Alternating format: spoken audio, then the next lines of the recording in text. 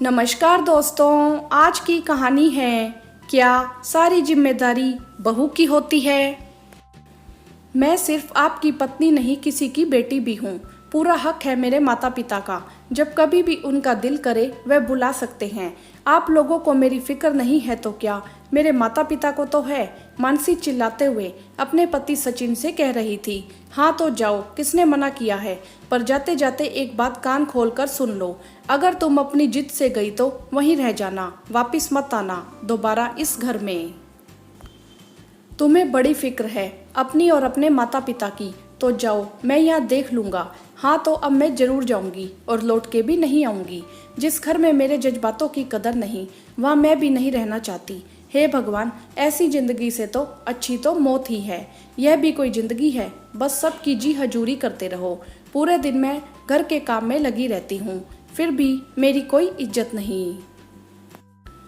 कौन हूँ मैं, एक पत्नी, एक माँ, एक बहू, या फिर सबकी काम करने वाली बाई, या सबका ख्याल रखने वाली केयर टेकर। इतना सब कुछ करने के बाद भी मुझे कोई कुछ नहीं समझता। ऊपर से सब मुझे ही सुना देते हैं। इस घर ने दिया ही क्या है सिवाय अपमान के 2 घूंट के अलावा, और खासकर आपने सचिन। आपके लिए तो मैं आपके माता पिता के लिए लाई गई एक नौकरानी हूँ। उनकी खुशियों का बहुत ख्याल है आपको, पर कभी मेरे बारे में नहीं सोचा कि मुझे भी किसी के प्यार की, किसी के अपनेपन की आवश्यकता है। मुझे भी लगता है कि अगर मैं थक हार कर बैठूं तो कोई मेरे माथे पर प्यार से हाथ फेरे और यह कहे कि बेटा तू कितना थक जाती है, कुछ पल आराम कर ले। कोई मुझे भी अपनी गोद में सिर रखकर मेरे बालों की तेल मालिश कर दे, पर यहाँ मेरा दर्द देखने वाला कोई नहीं है। इसीलिए मुझे कुछ दिनों के लिए अपने माँ बाबा के पास जाना है। मुझे उनके साथ जिंदगी के कुछ सुकून भरे पल बिताने हैं। अपनी सारी जिम्मेदारियों को कुछ दिनों के लिए यहीं छोड़कर जाना है, सिर्फ और सिर्फ उनकी बेटी बनकर।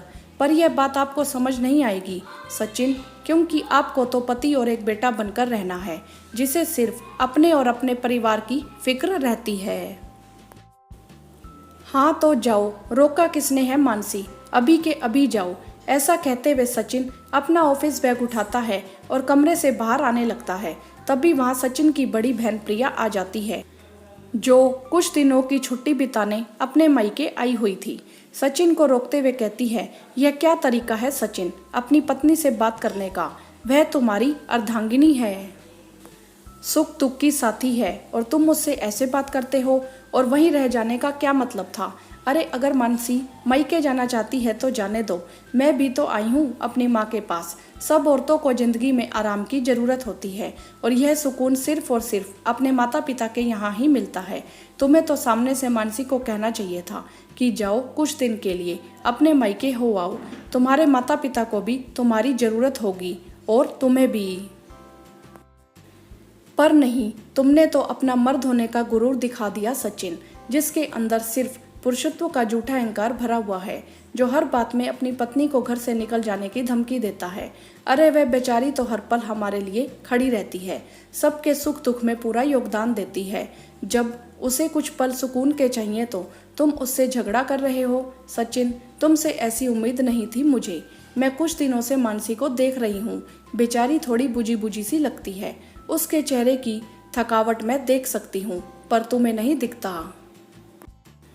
उसने कल ही बताया था कि उसे अपने माँ बाबा की बहुत याद आ रही है। उनको देखे 2 साल हो गए, घर परिवार बच्चों में इतनी उलझ गई कि मायके जाने का वक्त ही नहीं मिलता। ऊपर से तुम्हारा मानसी को मायके ना भेजना। आखिर मानसी को क्यों नहीं जाने देते सचिन? दीदी आपकी बात समझता हूँ, पर यहाँ कौन देखेगा? माँ बाबूजी का ध्यान कौन रखेगा? मेरे पास इतना समय नहीं रहता कि मैं माँ बाबूजी का ख्याल रख सकूँ। मानसी घर में रहती है तो मैं सुकून से अपना काम करता हूँ।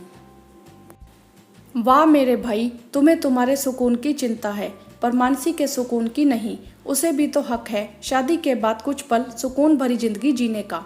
अभी मानसी को ठंडे मन से मायके जाने दे, मैं यहाँ देख लूँगी।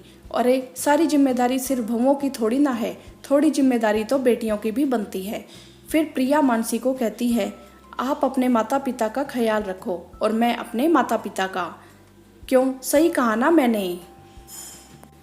जब आप बोल दिए हो तो अब मैं क्या बोलूँ दीदी। एक बात और सचिन, अपनी पत्नी से हमेशा प्यार और सम्मान से बात किया करो। उसकी वजह से तुम्हारे जीवन में सुकून और शांति है, तो अपनी पत्नी की इज्जत करना सीखो। और अब जल्दी से मानसी को सॉरी बोलो।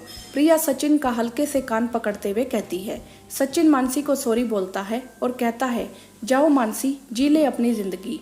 फिर सब हंसने लगते हैं। आपकी इस विषय में क्या राय है, आप हमें कमेंट करके जरूर बताएं। वीडियो को लाइक करें, शेयर करें और चैनल को सब्सक्राइब भी करें। धन्यवाद।